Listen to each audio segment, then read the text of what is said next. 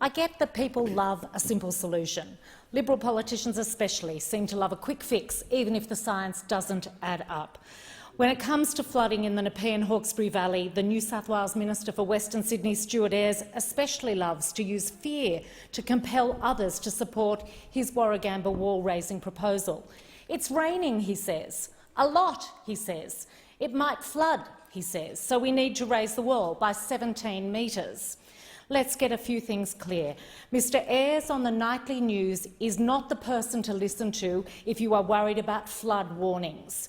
A federal government agency, the Bureau of Meteorology, is the body that issues not just the official flood warnings, but also the official flood alerts. If you go to the bomb site, find the water information and then flick to the National Flood Forecasting and Warning Service, you can read about the process and see any current warnings. There are none for the Hawkesbury or the Nepean right now. There's not even an alert. It's probably time that Mr Ayres dispensed with the fear campaign and focused on the facts, all the facts, not just the ones that suit his purpose. There are a set of reasons why raising the wall is a flawed proposal above the dam, and there's another set of reasons why it's a flawed proposal below the dam.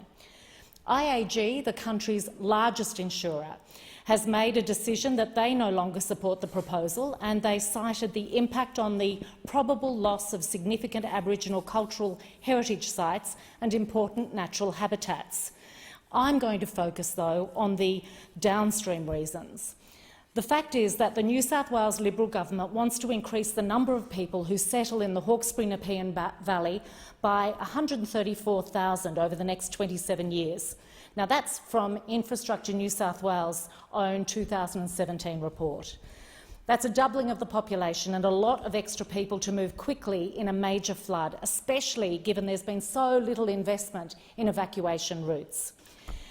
That target ignores the lessons people thought had been learned by the horrific 2011 Brisbane floods, where previous state and local government decisions to allow housing developments on high-risk areas of the Brisbane River floodplain, falsely believing the Wivenhoe Dam had flood-proofed the valley. Of course, we face what's called the bathtub effect. Sackville Gorge acts like a plug hole and banks up the water. But it isn't just water from Warragamba that's coming in. It can be the Gross River, Cola River, South Creek. In fact, there's a number of sources of water.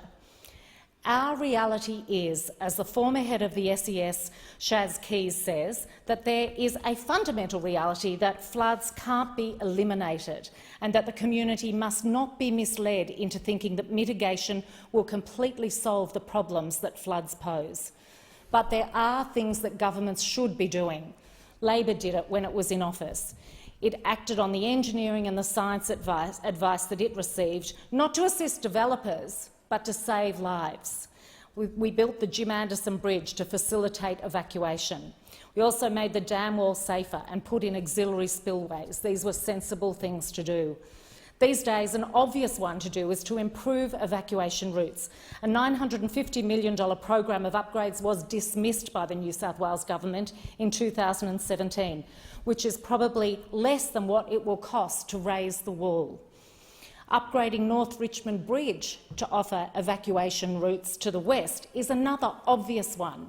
It's due to start being built in 2024 and is finished in late 2026. So that would be a relatively fast option for our community. Yet the RMS is refusing to consider any sort of flood resilience measures in constructing that bridge, aside from very, very basic means.